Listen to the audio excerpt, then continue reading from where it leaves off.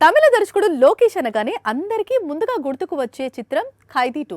అందుకే ఎప్పుడు లోకేష్ కనిపించినా ముఖ్యంగా కోలీవుడ్ ఫ్యాన్స్ ఖైదీ 2 ఎప్పుడు అని ప్రశ్నిస్తారు. దానికి లోకేష్ త్వరలో అని రిప్లై ఇస్తాడు. ఇలాగే 5 ఏళ్లు గడిపేశాడు.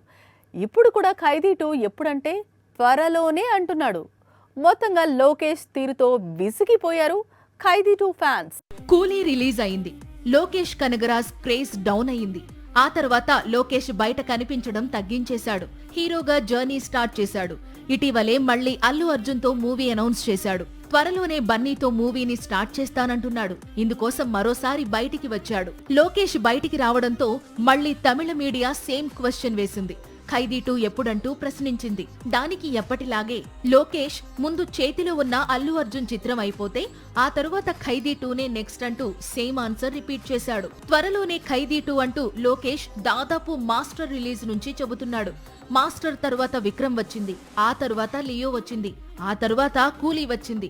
ఇప్పుడు అల్లు అర్జున్ చిత్రం సెట్స్ పైకి వెళ్తోంది. ఖైదీ 2 మాత్రం షూటింగ్ స్టార్ట్ కాలేదు. అన్ని సినిమాలు తీస్తున్నాడు.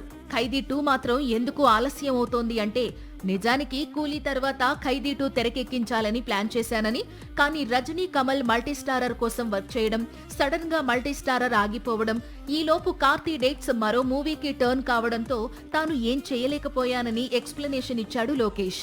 సాక్షి టీవీ ప్రసారాలను నిలిపివేయటం చట్టరీత్యా నేరం. సాక్షి టీవీ ప్రసారాల కోసం మీ స్థానిక కేబుల్ ఆపరేటర్ను వెంటనే సంప్రదించండి. DTH లో ఇంటర్నెట్ లో కూడా సాక్షి టీవీ ప్రసారాలను వీక్షించవచ్చు.